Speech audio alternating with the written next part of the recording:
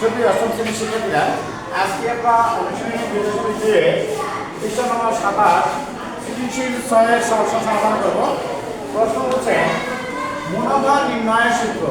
তাহলে মুনাফা নির্ণয় সরল মুনাফা আয় সমান রাখে তাই PNR, তার চক্রবৃদ্ধি মুনাফা C সমান রাখে তাই T × 1 + R উপরে পাওয়ার n। এখানে মুনাফা সমান লেখা যায় P, সময় সমান লেখা যায় n, মুনাফা হার সমান লেখা যায় R। তাহলে আমরা জানি মূলধন সমান P, সময় সমান n, মুনাফা হার সমান R।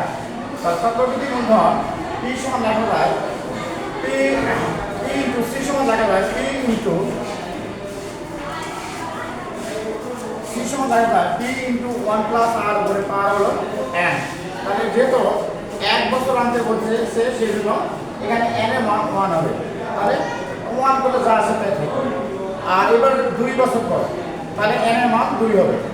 এখন প্রশ্ন মতে নম্বর এটা প্রশ্ন মতে P × 1 + R সমান 19,500 আর 2 বছর আমরা দিয়ে আছে P × 1 + R n এর মান হলো স্কয়ার 2। তো এটা দিয়ে আছে 20,280। তাহলে 2 নম্বর সমীকরণকে যদি আমরা 1 নম্বর সমীকরণ দ্বারা ভাগ করি তাহলে ফিগারটা আসে এরকম 1 + R আর 1 + R এর হোল স্কয়ার, মানে এটাকে কাটাকাটি করলে তাহলে 1 + R একটা থাকে। এখানে সমান দিয়ে লিখতে হবে সমান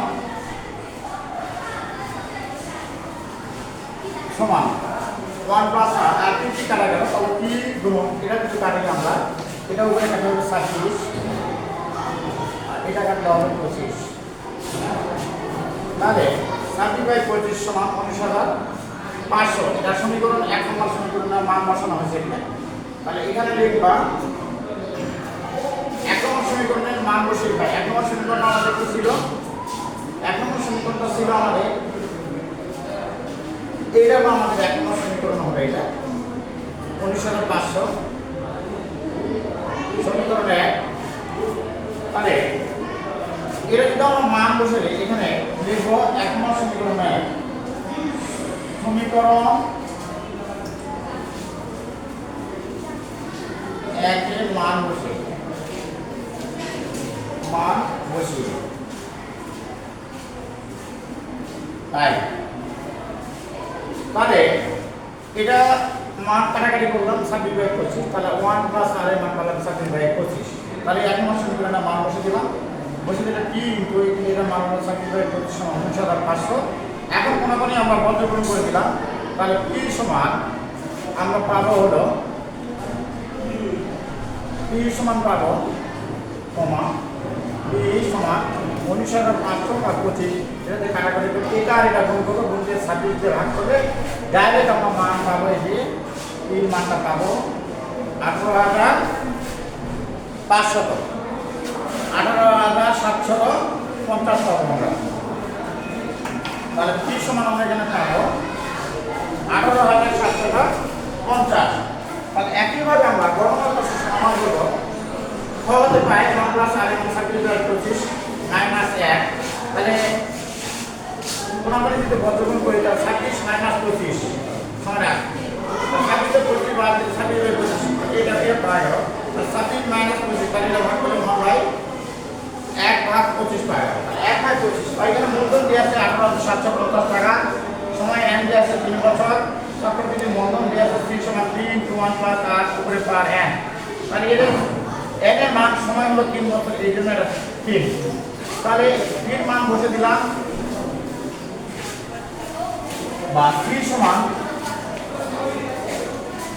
এর p এর মান 18,750 আর নিচে মনে গেছে না মানে 25 এর বাহুর 25 দিয়ে 25 ভাগ করে 1 আর 1 দ্বারা গুণ করলে যা আছে তাই। তাহলে 1 + 25 আর নিচে হলো 25। তাহলে এটা মান পাওয়া গেল, এটা 25 আর যোগ করলে হলো 26। তাহলে এটা হলো 18,750 উপরে 26 দিতে 25 তারপরে পাওয়ার কি, তাহলে 26 হলো 3 বার, 25 হলো 3 বার।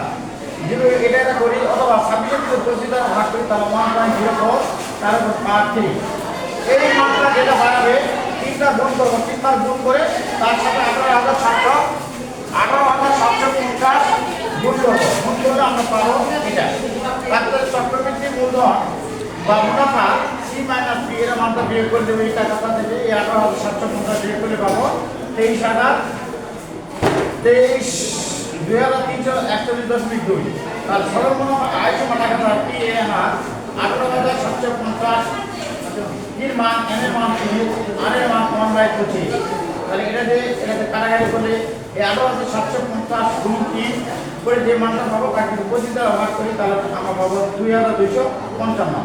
তাহলে চক্রবৃদ্ধি মুনাফা ও সরল মুনাফার পার্থক্য মানে বিয়োগ 2,341.2 থেকে 2,250 বিয়োগ করে তাহলে আমাদের 91.2 টাকা।